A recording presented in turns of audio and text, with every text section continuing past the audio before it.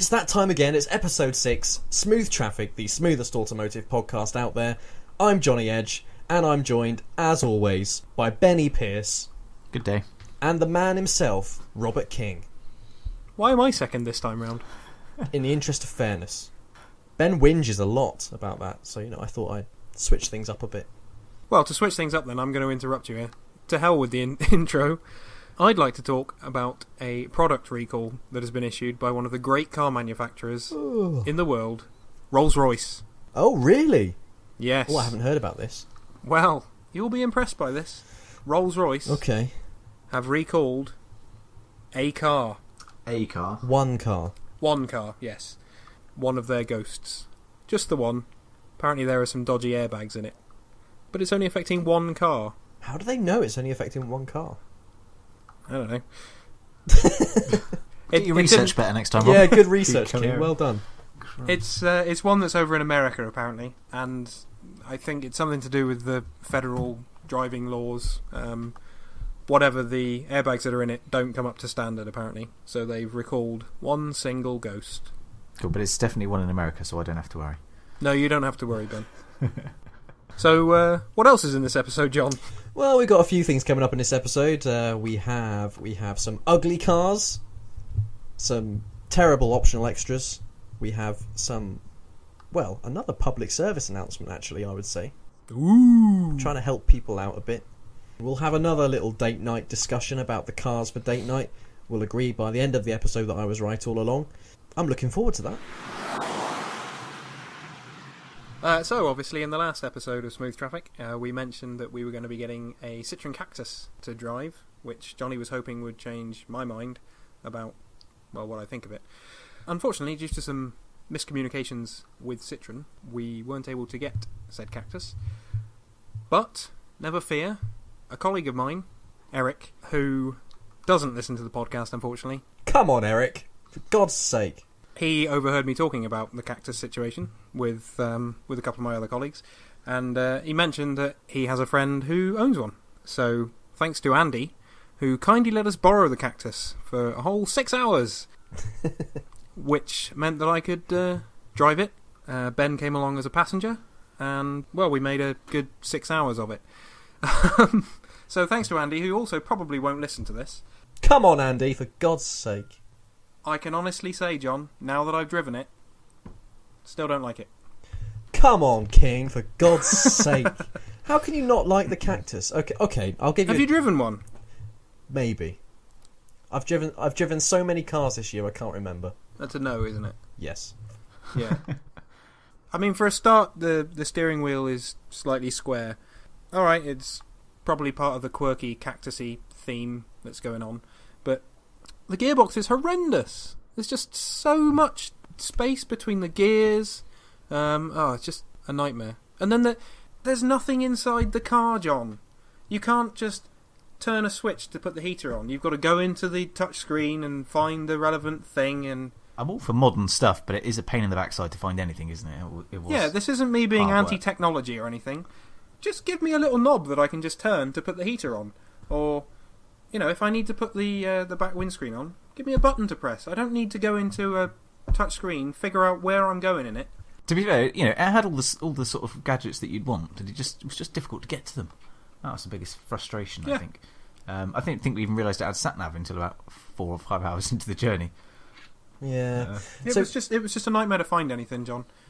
I appreciate what they're trying to do by putting everything in one place, but I didn't find it very convenient at all, really. Well, it has several upsides, and I mean, for one, it saves weight. The Cactus has a really very low weight for a car that is fairly chunky. Because it's got no knobs inside. It all adds up at the end. You save a little gram here and there, and half a gram here and there, and at the end, suddenly 50 kilos is gone because these cars are quite big. And I think it's the way the world is going. I think we're all going to have these big touch screens in the middle eventually, and they're all going to do everything. But I'm the same as you. I hate a touchscreen system or a software system that is fiddly, annoying, and not very good to use. Do you remember when we took the Honda CR-V to Germany? Yes. And we couldn't find out how to select a radio station. It doesn't matter how long we spent trying to work it out. We could not select a radio station, and subsequently we ended up with Jack FM in Belgium. Yeah, Belgium's Fantastic. best radio station by default, because we could not actually select a radio station by ourselves. It was impossible. So I'm with you on that, and I can't believe these things actually get released without being tested properly, so people can use them. I think if that was a mobile phone, for example, I don't think it would ever see the market. But it is a problem. It needs to be fixed, and Citroen aren't the only ones who aren't particularly good at it. I think we should say there were quite a good few nice little features about the car, though. When you sit in the back seat, it had one of those sort of panoramic sunroof type things. Oh yeah, and that was really impressive. smart, actually. You couldn't really see it when you're in the front seat, but when you're in the back, it made it very open, so that's quite good. It had some little rubber knobby bits on the dashboard, so if you put your phone on it and Rob hits the brakes hard like he tried to do, to just, shift The my phone didn't move. It didn't move. I wish you'd told me you were going to do that Ben's test. bells moved, his phone didn't. So what about the ride comfort and the seats and just the engine? The basics. What were the basics like? Everything felt a bit pleathery inside. It was comfortable enough, but you wouldn't want to do a long journey in it, I don't think. No real problems. Quite comfortable. But yeah, like Ben says, I wouldn't want to spend a long journey in it. I wouldn't want to drive to Scotland or something, or to Frankfurt in one. That's interesting. I was expecting more, actually. I was expecting more from it, but So I quite like the sort of padding on the air bubbly bits on the doors. That seemed like quite a good idea, but that also seemed a bit daft because the sort of driver and the passenger door had that sort of rubber bit on the edge of it, but when you go to the rear doors, they don't have the rubber padding right at at the bit that would actually hit another car if you opened it. So you think the kids in the back could easily dent your car or dent someone else's, but not the drivers. It seems almost the wrong way around. Also, like when you had the Ford with the little flappy plastic bits that popped over to protect the doors, there was nothing like that. Yeah, that seemed to be like a selling point of the car, so it seemed a bit of an omission to me. it's interesting. I would have thought they would have put them on all the doors. It's a shame.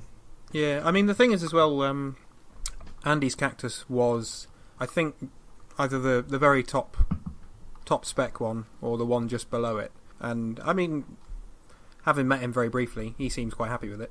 But yeah, it's not for me. Considering it was the top of the range sort of trim and everything, wasn't overly impressed. I'd rather go for another trip in the CRV. Well, yeah, I mean, I think the CRV was definitely a better car than the Cactus, but it's in a completely different league. So yeah, I absolutely. wouldn't want to compare it, but I know what you mean, because I mean the long journeys we've done. It's not like we've been in lots of different things recently to do long journeys. So yeah, I'm a bit disappointed. I really thought that you guys would like it, but no, that's the way it is, I suppose. I will say one thing: fuel economy, very good. It's a diesel rather than a petrol. Oh, okay, yeah.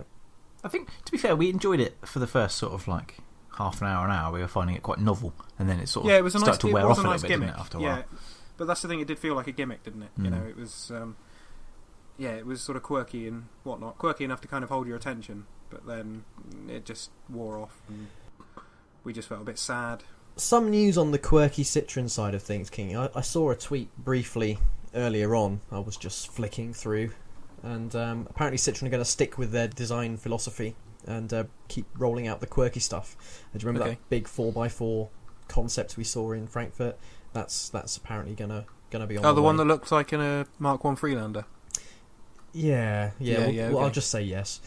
So yeah, that's going to go on the way at some point, and the sort of the more unusual kind of designs that Citroen do are going to be more normal for them coming forward. So it'd be interesting to see if they improve on the foundation the Cactus has laid in the future. So anyway, King, I think we need to talk about how much success you had with the pimping out of yourself on the last episode. You offered ladies of any age, mostly between 50 and 75, as your age bracket dictates, a ride in a classic car with you. How did it go? It went very well. I got a grand total of 0 responses. Right. Imagine my surprise. Yes. Yeah, I have to say, King, that's what I was expecting.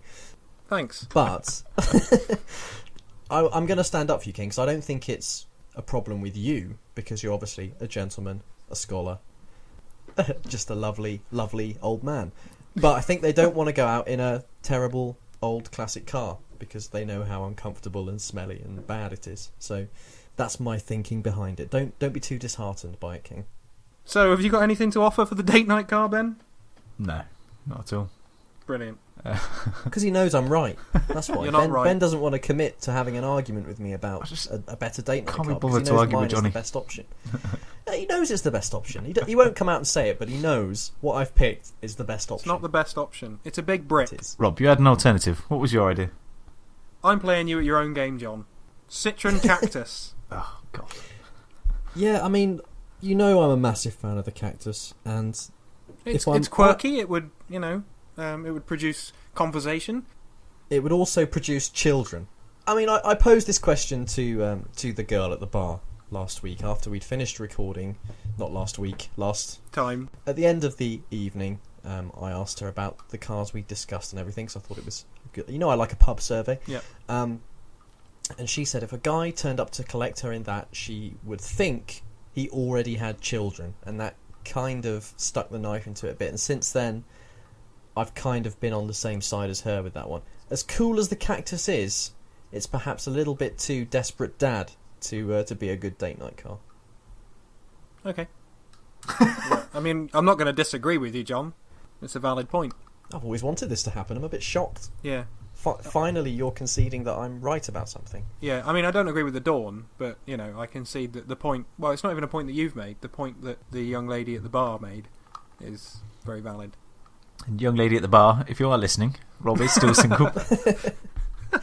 Oh, also, young lady at the bar, if you want to sponsor this podcast because you happen to be a wealthy woman, please tweet us at Smooth Traffic. So, I've got something to discuss, and it's one of those things that really annoys me. I mean, I do a lot of these recently. I think I might be a bit grumpy at the moment, but it's winter now. We're all cold. Many people's nipples are starting to push through the clothing at this time of year. And one other thing that's quite frequent about winter: people with one headlight. Oh, goodness me. The number of people who don't check their headlights and tail lights is obscene. I cannot believe the police just let people drive around. I would say 1 in every 10 cars that passes me on the road at the moment has probably a light out or two. I drove behind a car for half an hour the other day that had both tail lights out. It's just unbelievable. I don't know how people don't notice these sorts of things. Do you think they would when they pull up to their drive or to their garage or something like that? You'd think that it would be obvious from the reflection. It's actually quite dangerous. There's been a couple of times where I wasn't sure if the thing coming towards me was a motorbike or a car. Yeah. And it's actually quite dangerous. So people listening to this podcast, go outside this evening, put your gloves on, put your warm jumper on, put your scarf on, because we all love a good scarf. Turn your lights on and check your bloody lights. It's not hard. And if you haven't got one, go to Halfords or any other popular light bulb establishment. By the way, Halfords, if you're listening to this podcast and would like to sponsor us, please tweet us at Smooth Traffic. That one's on me. Oh, well, on the topic of cold weather, King, you are notoriously against heated steering wheels and other useful things like that. Have you changed your position? Because quite frankly, I did some driving at the weekend and it was bloody freezing, and that steering wheel was very cold. Now I had heated seats on, so my backside fortunately was toasty, but my hands weren't. I was very upset. No, not at all. In fact, this morning was the first freeze that my Mito's been through since I've owned it. Did it break down? No, it was fine.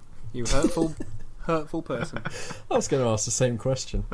No, I mean, obviously, I have noticed there is a downside to it now, in that, obviously, when everything freezes overnight, when you open the door and the front window goes to drop, because it's frozen in place, it does struggle to do that, which, is fine until you then shut the door and then think, that hadn't dropped all the way, because you have that sort of clang as it closes, and you think, oh, I've caught the trim there, I hope the window hasn't smashed. It's a bit of a design flaw, actually, isn't it? I've learnt something for tomorrow. Not a problem. That you can't drive the Mito in the frost. No, that I can, as long as I don't break a window first. Yeah. Do you have to get in through the boot, maybe? It's an option, I suppose. No, you I'd can't. pay to see that. The Mito's boot is too small. You can't get anything in there. Especially not King. I mean, this is just shocking. Oh, sorry, I couldn't resist that one. I mean, King, you probably would go in that boot, to be fair. I mean, let's try it. There's a good video podcast idea there. See how many times we can get, or how many different boots Rob can fit in. I think that's...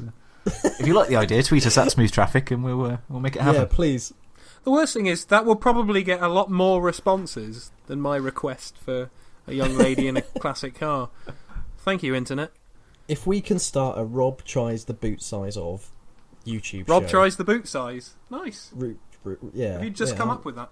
Yeah, it's a working title. That title might change, but please tweet us and tell us to do that, because I would like any excuse to film Rob trying to clamber into the back of an Alfa Romeo. Any excuse. So if one person tweets us that, I will do it. And so will Rob. Well, will I? Yes. Yeah, you will. You will. Fine. That was easy. There's something I've noticed recently about the new car releases and the pictures that are coming out of all the new cars. I'm not getting to drive any of them, unfortunately. They're all a bit ugly.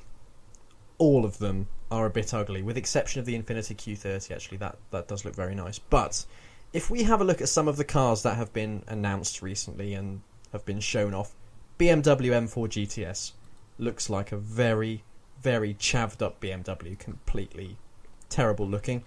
Toyota Prius, uglier than sin. Kingy, we saw that at Frankfurt. It was ugly in the metal. It's still ugly from every angle. Every angle. The best place in the Toyota Prius is inside the Toyota Prius, because you don't have to look at the thing. But you do spend most of your time in a car, so that kind of makes some sense, doesn't it? But then again, Ben, I hoped that it'd be nice to sit in the Cactus so I wouldn't need to look at it. That's true. No, that was awful as well. So, Harsh. I cannot believe it's still working the Cactus spot. Anyway, I mean, there's no excuse for a car looking as ugly as the Prius does, as far as I'm concerned. Prius. Fiat 124 Spider, which looks like a drunk Chrysler Crossfire that hasn't got dressed properly. Awful looking thing. it's an MX-5. I cannot believe they've made the MX-5... Well, I mean, the MX-5 is very good looking now, much better than the last one. But if you think about it, the MX-5's platform and mechanicals and stuff, all the best stuff Japan does, Italian design, it should be a winner. No, the 124 Spider looks awful. And, do you remember way back on episode 1 I talked about the Ferrari F12 special edition that was coming out? I wasn't sure what it was going to be called back then. It's been announced as the Ferrari F12 Tour de France, TDF, which sort of revives an old special edition Ferrari name. It's stupid. It's also they've ruined the good looks of the F12 as well. So don't buy the F12 TDF. You can't anyway because they're all sold out. But just buy the Berlinetta anyway because it's much better looking and cooler. They're all ugly. There hasn't been a very good looking car that's come out in a while now. The Bentega's grown on me a bit, and the Q30 is quite good looking, but I'm a bit concerned. There's all these cars seem to be a bit lacking in aesthetic appeal recently. I think the Citroen and is it DS3? It's spin off now, isn't it? Yeah, DS is its own brand now. Yeah. Those look quite smart. They're a bit different. Not quite to my taste, but I think they're more imaginative, wouldn't you say? Yeah, I'd agree with that. I like the DS. I like the DS3, yeah. A friend of mine's got one. Lexus are doing some really good styling at the moment as well. Lexus styling is really nice. Really like it. Edgy, kind of creasy design. I'm really liking what's coming out of Lexus at the moment. Citroen, Lexus, Infiniti. Yes, the designs are good. I'm not too sure on the cars yet. We'll have to wait and see. I'd love to have a go in the new Q30 because when we went to Frankfurt, I had a look around one, and I was really impressed with the quality of it. But as to what it drives like, we'll have to wait and see. But yeah, it's a bit concerning that there's been so many ugly cars towards the end of this year. I mean, looks are all subjective, aren't they? But to me, a lot of them are really quite ugly. I can understand that the M4 GTS and the F12 TDF need the wings and the gills and all that kind of thing to enhance the performance, but they just look crap. And I think you have to draw a line somewhere, to be honest. So one of our regular features is crazy optional extras that you can get on cars. I think I found quite an outlandish one. Ooh, go on then. Now, obviously, you mentioned in the last episode, John, about the Bentley Bentayga and its racing seat or whatever it was called. Event seat, sorry. Yeah. Pile of shite. Well, there's something else you can get on the Bentayga. Oh, here we go. Now, the car itself starts at about 160k, as I understand it. Yeah, I think it's about that. Yeah. For an extra 150k, you can put a clock in it. For £150,000? Apparently. A it's a clock? bespoke mechanical, you'll have to excuse my terrible pronunciation, Moulinaire Tourbillon by Breitling. I mean, it's very impressive looking. and obviously it's a Breitling clock. The winding movement is quite funny. It actually turns itself to wind it. But, is it worth the cost of the car? That is the worst idea I've ever heard in my life. Nobody is going to... If anybody specs that, they're mad. Because they'll be paying £300,000 for a car, and the depreciation will be horrific, because how quickly does a clock go down in value? I don't think anyone's ever asked that question before. I never thought I'd be talking about clock depreciation on a motoring podcast. If there's anyone out there who knows about clocks, tell us, how quickly do they depreciate? Because it might let us work out what that Bentley price is going to do. Because I can't see that ever happening. I mean, I wouldn't imagine the clock would depreciate, because it's the same as buying a Breitling watch or something. The value isn't gonna drop. So do you reckon in 20 years' time we'll have people pulling out clocks from these Bentleys? What, to sell separately? To restore the clocks and sell them separately, because they'll be worth more than the junk of the car at the end. Why not? That's mad. That is unbelievable. Ben, you like a watch, don't you? I do, but I don't think I quite like them that much. No. It's ridiculous. Especially when you'd be driving most of the time, so you wouldn't be able to look at it. That is shocking. Have you got a source for that, Kingy? Yes, the internet. Trusty and reliable source. Nice. It was on carwow.co.uk, but okay. there's actually a press release from Bentley that went out about it, and the cost wasn't mentioned, but apparently that's from a source close to Bentley. So I imagine it's one of those things, if you have to ask exactly how much it costs to put that sort of item in, then they probably wouldn't sell it to you. Good work, CarWow. Good work. Good information sourcing there. That's really shocked me. If you do check out the article as well, which there is a nice little video of the winding mechanism as well, which is just quite funny. Or the winding movement, rather. Sorry, not the mechanism itself. I never thought I'd be so excited to see a clock. I'm genuinely looking forward to seeing that. I cannot believe that's 150 grand.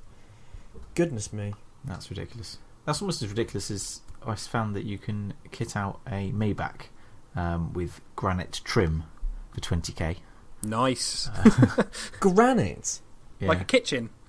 Yeah, I mean, you'd think it would weigh it down a bit, wouldn't you? But hey, there you go. I mean, they're already pretty heavy, though, aren't they? Or a cigar humidor for 5k.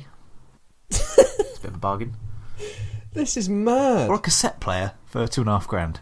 But at least that's pretty difficult to get hold of. So 2.5 grand. Yeah. I'm pretty sure I've got a little old Alba cassette player from back when I was a kid somewhere.